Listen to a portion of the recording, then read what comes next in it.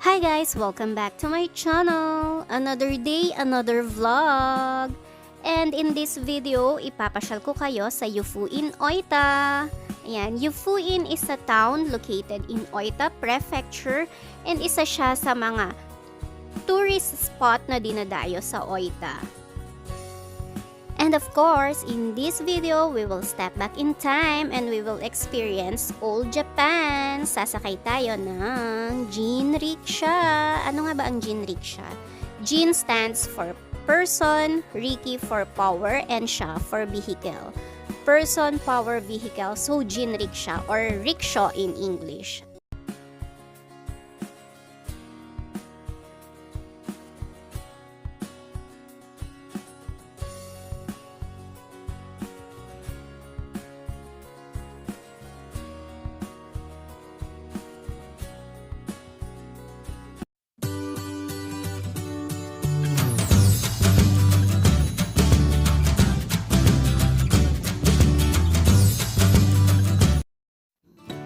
Let's go! Sabay-sabay nating libutin ang ganda ng Yufuin, Oita. Ayan yung way papunta doon and medyo nagyayelo siya dahil umulan the other day nung dumaan kami dyan.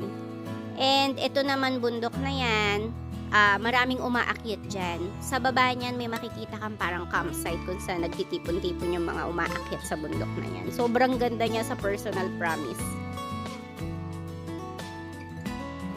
And this is the Yufuin Eki or Yufuin Station. Ayan, sikat na sikat siya. And sa tapat niya, ayan yung mga bilihan ng mga souvenir or anything, any food na sikat sa Yufuin.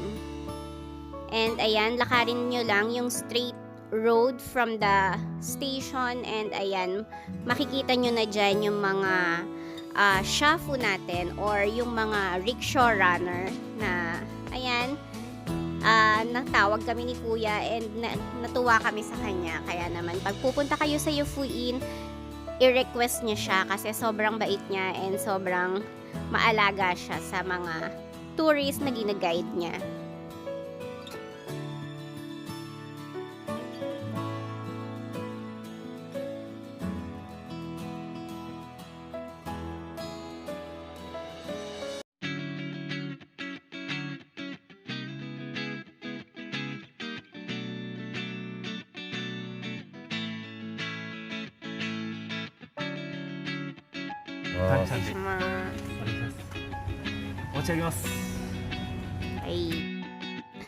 Jinriksha is a two-wheeled passenger cart that is pulled by rickshaw runner or shafu in Japanese. Ayan. It was invented in 1869 and started their commercial operation in Nihonbashi in 1870. During that time, yun yung pinaka-cheap mode of transportation dito sa Japan. But nowadays, jinriksha or rickshaw is a unique mode of transportation for guided tours in sightseeing locations like Asakusa, Kamakura, Kyoto, and iba't ibang tourist destination and kagaya nga yan sa Yufuin. Ayan. Kaya naman, kung interesado ka mag-visit sa Japan, sobrang recommended ko ang pagsakay sa jinriksha. Sobrang mai-enjoy mo yung magagandang view and syempre relax na relax ka.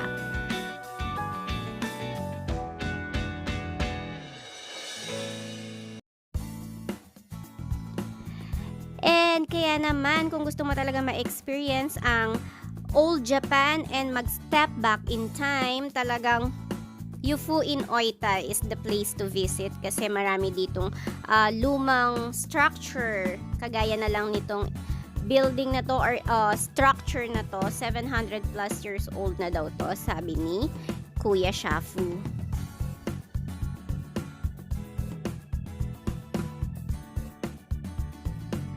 福井の町の花があるサザンカサザンカ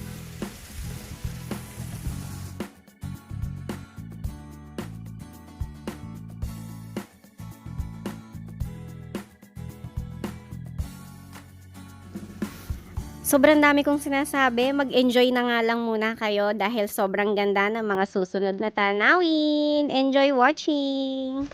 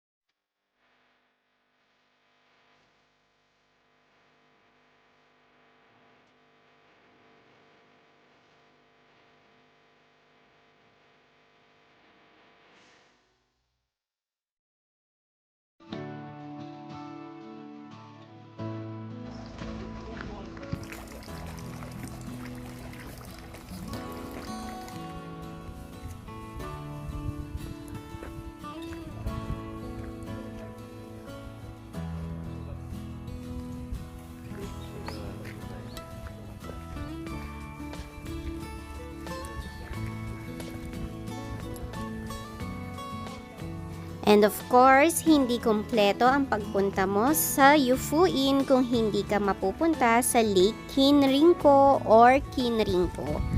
Ayan, yung lake na yan, sobrang mystical view siya. Napakaganda niya sa personal promise. Hindi ko mabigyan ng justice sa video and sa picture kasi sobrang ganda niya sa personal. Yung lake na yan is a mixture of cold and hot spring water. Kaya ang ganda-ganda niya lalo kasi parang nagbibigay siya ng magandang effect dun sa water niya. I don't know, hindi ko alam i-describe. Basta maganda siya.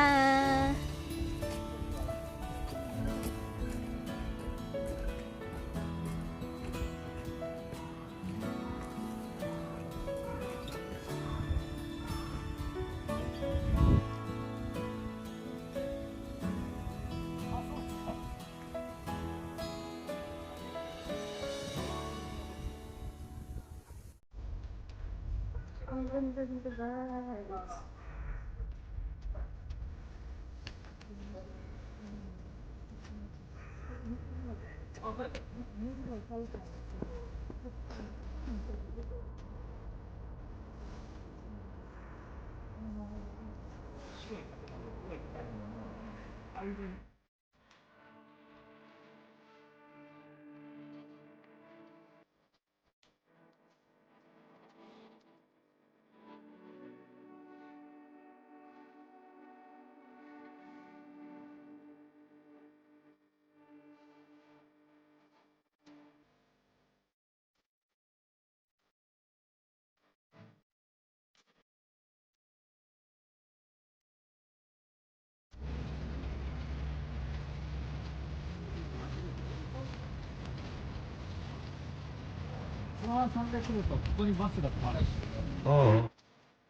And this is the shopping district of Yufuin. And ayan, dito ka makakakita ng mga souvenirs, restaurants, and iba't ibang sweets. Ayan, marami daw binibenta dito mga sweet. Kaya sa mga sweet tooth, go na kayo sa Yufuin.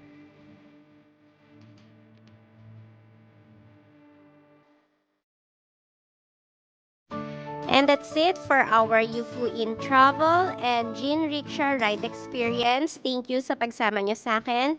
I hope you like it and please like, comment, and subscribe and click on the notification bell para lagi kayong updated sa mga bagong videos. Samahan nyo pa ako sa susunod nating vlog dahil pupunta naman tayo sa Yamaguchi Ken!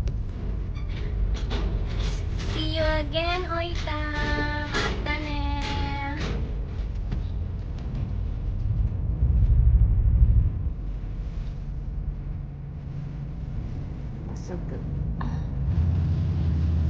Hintay. Hintay kyo. Hintay kyo. Puro kay Mondo.